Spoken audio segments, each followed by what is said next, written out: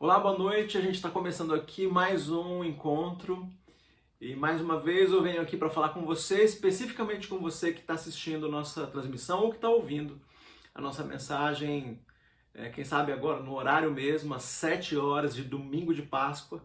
Você está aí assistindo, ouvindo a mensagem, mas sabendo que tem um outro grupo, que também é parte da nossa igreja, que está agora junto, ouvindo também essa mensagem, com, claro, outros detalhes. A gente está presencialmente nesse momento, a gente está ministrando e tomando a ceia juntos. Domingo de Páscoa é um domingo que geralmente as igrejas celebram Jesus e tem um momento de ceia. Nós estamos fazendo isso, a gente quis fazer um momento aconchegante, com músicas bem específicas e trabalhando essas divisões do que eu vou falar aqui para vocês. Então, todo mundo vai ouvir o mesmo assunto para aquelas pessoas que puderam vir, que podem vir, aqueles que estão aqui em São Paulo, que não viajaram, ou aqueles que não vivem em outras cidades, como o caso de alguns aí do nosso grupo, podem estar juntos nesse momento para a gente celebrar a ceia. Quando a gente fala sobre a igreja, nossa igreja, sempre a gente tem dito algumas coisas que nós queremos ser, que a gente quer ver, que a gente quer viver, aquilo que representa nossos valores, aquilo que representa aquilo que a gente gostaria que as pessoas experimentassem e aprendessem à medida que vão andando com a gente. Então a nossa igreja ela tem uma jornada agora de 3 anos, né? Nós estamos agora nesse momento, logo a gente vai fazer 3 anos que a gente teve nossa abertura oficial. A gente existiu durante o primeiro ano, um tempo de grupo pequeno, no mês de agosto a gente teve nossa abertura oficial, então no primeiro ano foram quase 8 meses aí só no grupo pequeno. No segundo ano a gente estava lá começando com os nossos encontros, a gente estava fazendo na Vila Mariana e aí veio a pandemia e a gente passou uma dificuldade, né, para poder se organizar e enfrentar tudo isso. E a gente foi lidando com isso. A gente teve aqui no escritório do Expresso Ação, aqui onde eu estou agora, a gente tem uma sala aqui, a gente fez nossas transmissões durante bastante tempo e agora nós estamos no auditório Largo da Batata, em Pinheiros, na Rua Cardeal Arco Verde 2796. Se você não foi, você é aqui de São Paulo, visita a gente. Mas quando a gente fala de uma igreja, da nossa igreja, o que a gente quer ser? O que a gente quer ser como igreja num momento de Páscoa como esse, né? Como esse, a gente quer ser, né? Que tipo de grupo a gente quer ser? Que tipo de comunidade que a gente quer ser? Num tempo de Páscoa, a gente gostaria de ser o quê? Uma comunidade tradicional? Bom, nós somos seguidores de Jesus, nós somos discípulos de Jesus. A gente faz todo o esforço do mundo para se livrar da religiosidade e ser intencional nessa relação com Jesus. A gente então quer ser, a gente busca ser uma igreja, uma comunidade que entende Jesus. Né, que entende Jesus. Por que Jesus veio? A gente tem um texto que é bem conhecido, João 3,16, é aquele texto que fala: porque Deus amou o mundo de tal maneira que deu seu Filho único para que todo aquele que nele crê não pereça, mas tenha vida eterna. Esse versículo é um daqueles que muita gente sabe decor, e você que cresceu numa vida de igreja, provavelmente você já ouviu muitas vezes e talvez você seja uma dessas pessoas que sabe, esse versículo já está guardado em você. Mas eu quero falar do versículo 17 de João capítulo 3. Olha só o que a gente tem aqui. Deus enviou seu Filho ao mundo não para condenar o mundo, mas para salvá-lo por meio dele. Então João 3,17 diz isso, né? Jesus veio para salvar o mundo. Salvar o mundo. Então significa que sim, o mundo já estava condenado. Sim, já estava condenado. E olha só o versículo 18. Não há condenação alguma para quem crê. Mas quem não crê nele já está condenado por não crer no Filho único de Deus. Então tem uma condenação. Não tem como alguém se livrar dessa condenação. A condenação que é o pecado. Né? A gente tem os pecados de omissão, os pecados de ação, os pecados que nós não gostaríamos, mas vivemos. Não gostaríamos, mas temos. Não gostamos e nem queremos, mas somos tocados por ele. O pecado de outra pessoa. Quem de nós não tem uma história para contar sobre a violência da nossa cidade? A violência que talvez tenha tocado a sua família? Quem não tem uma história para contar de alguém que falou mal intencionalmente, destruindo, atacando você ou atacando alguém que você ama? Isso, tocado pelo pecado ou tocado pelo seu próprio pecado. Pecado que traz dano para você mesmo, coisas que você faz, coisas que fizeram e fazem com você. Então, a igreja que a gente quer ser, a gente entende E Jesus entende porque ele veio porque o mundo como está não poderia continuar, o mundo como está marcado pelo pecado, o mundo está morrendo na maldade, o mundo está morto na maldade. Então não tinha como nós, não há como nós resolvermos o nosso problema. Não tem condições a gente resolver nosso problema. E as implicações disso, as implicações de Jesus ter vindo, né? Entender Jesus, por que ele veio, qual é a implicação disso? A implicação é que a gente vê através desse ato, né? Esse amor, né? de Deus ao enviar Jesus, e não veio para condenar, porque é muito fácil a gente pegar e falar: você está condenado, você não fez o que deveria ter feito. Seria muito fácil, a gente nem precisa de Deus para fazer isso, mas a gente precisa sim de um Salvador, a gente precisa ser salvo dessa natureza, a gente precisa ser liberto desse desejo pela vingança que a gente carrega muitas vezes. A gente pode estar praticando até uma vingança desmedida, né? Tem alguma medida aí, né? A gente fica ansioso por ver a justiça se cumprindo, tem alguma medida que é justo, mas de vez em quando a gente, tomado por um senso de justiça, a gente exagera, a gente, tocado pelo pecado, a gente não está sendo justo, está sendo vingativo, está buscando vingança. Então uma igreja que entende Jesus sabe por que ele veio, sabe que o mundo está condenado, mas em Cristo a gente pode encontrar, né, esse amor que nos salva do pecado, nos salva de uma forma completa, né, nos torna justos diante de Deus. Uma igreja que entende o sacrifício de Jesus, né, e por que ele morreu? Esse assunto sempre vai e volta, e algumas pessoas poderiam falar isso rápido e a gente pensar: por que ele morreu? Precisava morrer? Precisava morrer pelos nossos pecados, né? O justo pelo injusto. Por que ele morreu?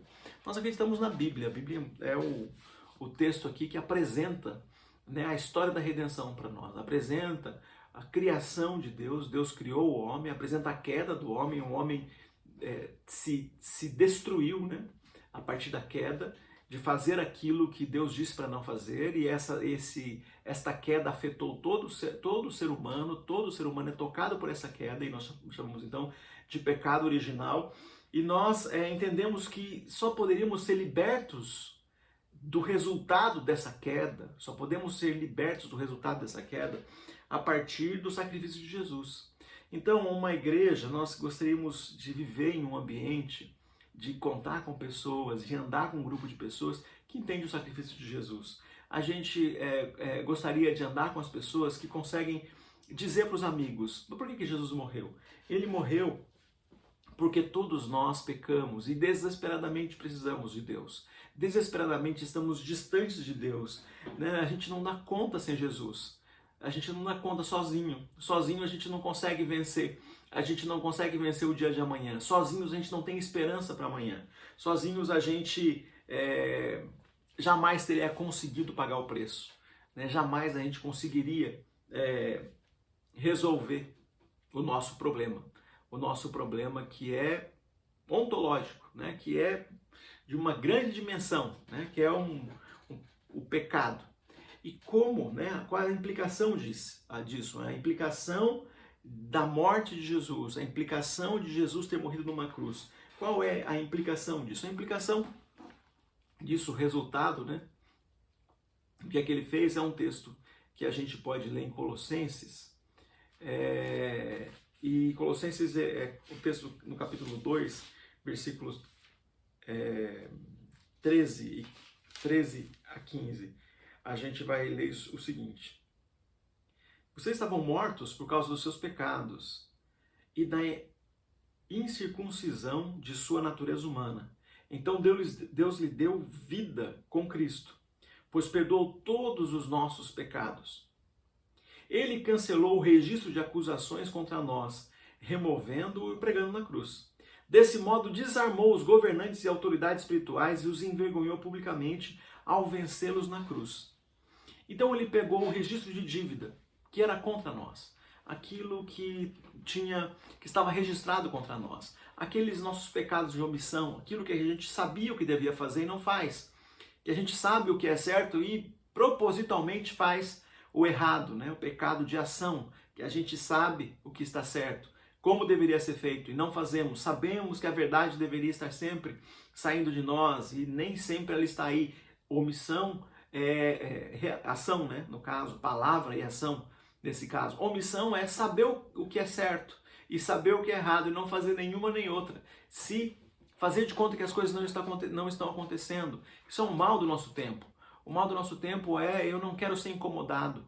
Eu não quero ser incomodado. Eu não quero ver que tem uma pessoa aqui do meu lado que tem necessidades. Eu não quero nem ver que tem alguém da minha família que está precisando de mim. Eu não quero ser incomodado. Eu quero ficar em paz.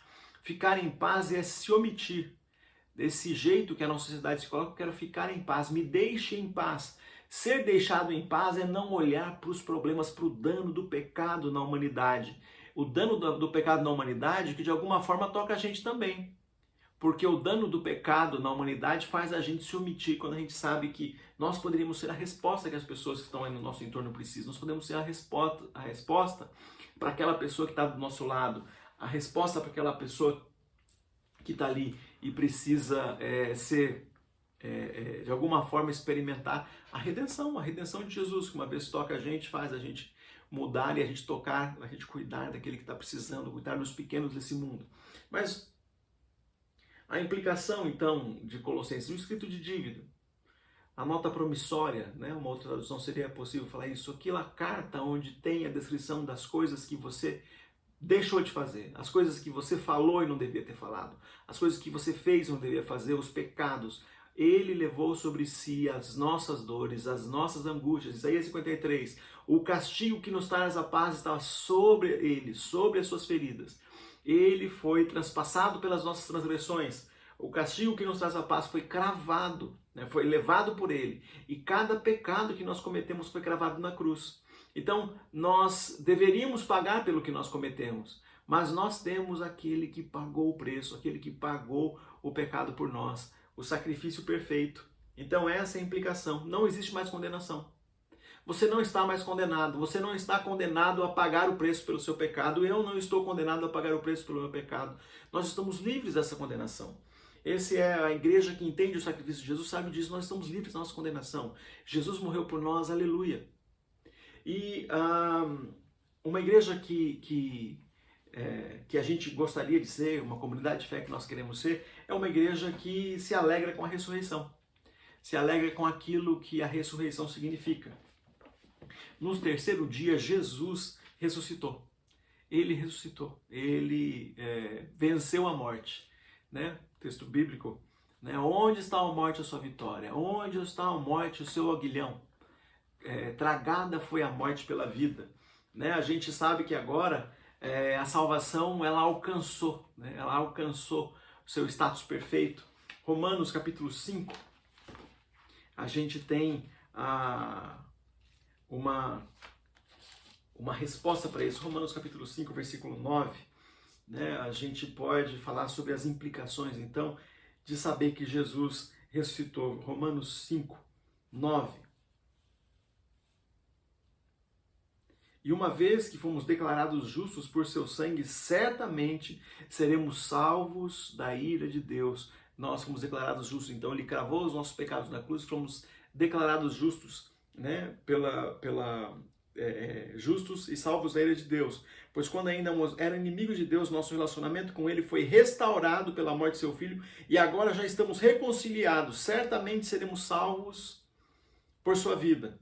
Agora podemos nos alegrar em Deus. E quando a gente toma ceia, a gente está lembrando desse sacrifício. Quando nós combinamos, né, esse momento, né, de alegria, de lembrar aquilo que Jesus fez nesse momento de ceia, nesse momento de Páscoa, a gente está falando disso. Um outro texto que fala, né, da ressurreição, mais especificamente que esse, é Romanos capítulo 6, versículo 5.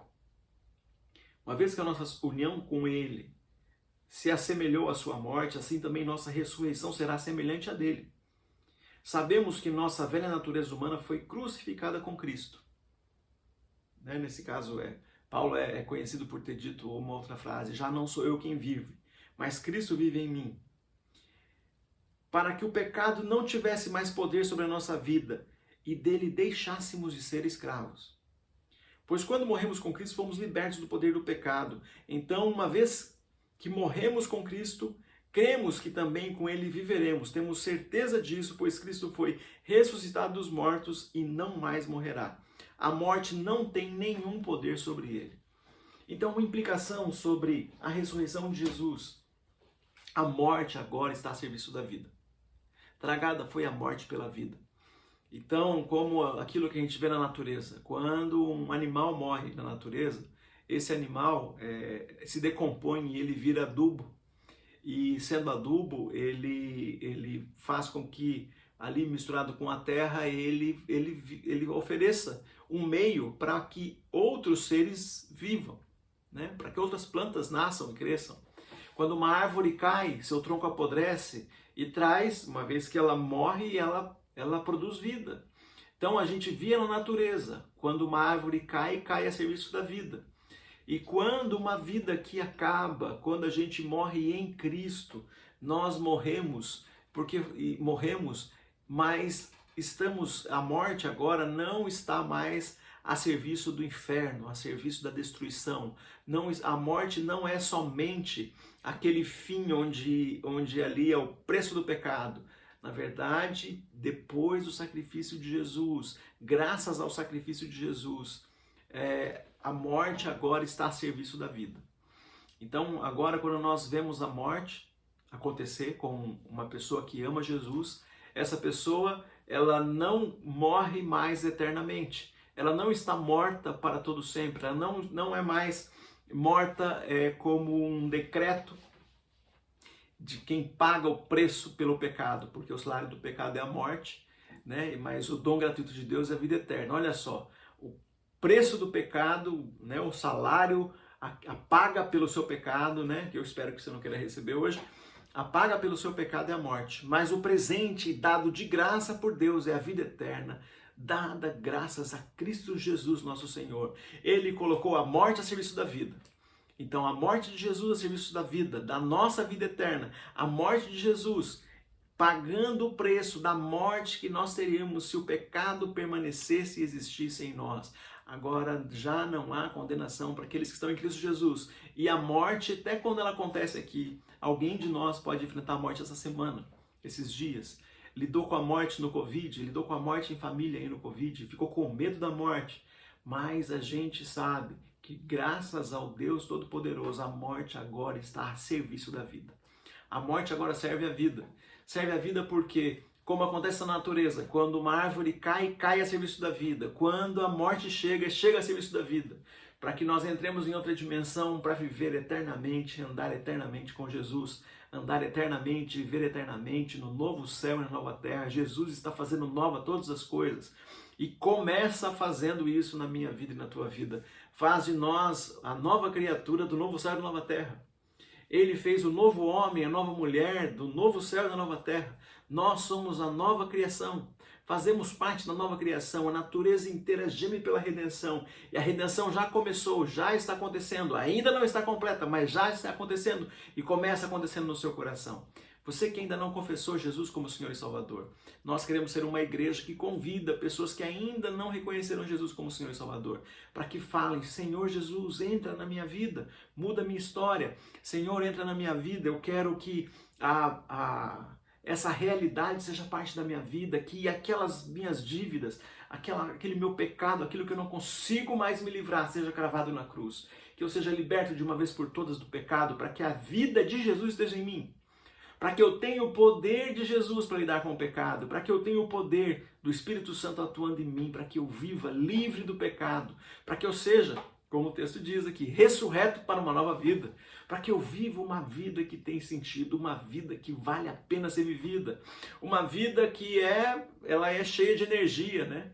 E alguém que está cheio de energia, alguém que está cheio do poder do Espírito Santo, ele tem uma vida que é apaixonada e apaixonante. E é esse o nosso convite, uma igreja, uma comunidade que tem um grupo de pessoas que são discípulos de Jesus, que querem viver essa vida apaixonada, que querem andar com Jesus e vivem uma vida que vale a pena ser vivida. É isso que a gente espera. né? Uma igreja que se alegra com a ressurreição, uma igreja que entende o sacrifício de Jesus, uma igreja que entende quem é Jesus. É isso que nós queremos ser. É isso que nós buscamos ser, é isso que nós convidamos você para viver com a gente. É isso que nós queremos que você viva. Independente se você está necessariamente nessa igreja, mas se você quer ser discípulo de Jesus, independente do lugar que você esteja hoje, se você quer ser discípulo de Jesus, você precisa entender quem é Jesus e o sacrifício dele por você. Toda vez que nós tomamos a ceia do Senhor na Páscoa, e está acontecendo agora, como eu falei para vocês no começo, com o nosso grupo presencial, toda vez que nós tomamos a ceia anunciando que Jesus veio e que ele voltará.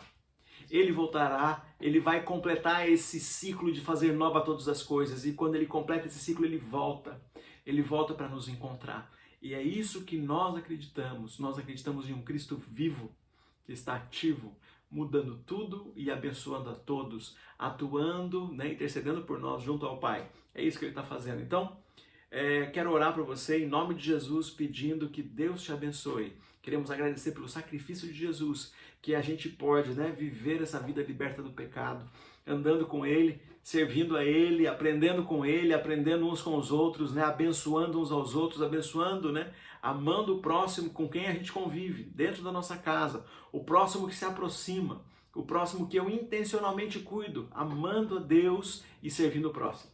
A gente quer viver assim. Senhor Pai Todo-Poderoso, abençoa cada pessoa que está ouvindo essa mensagem.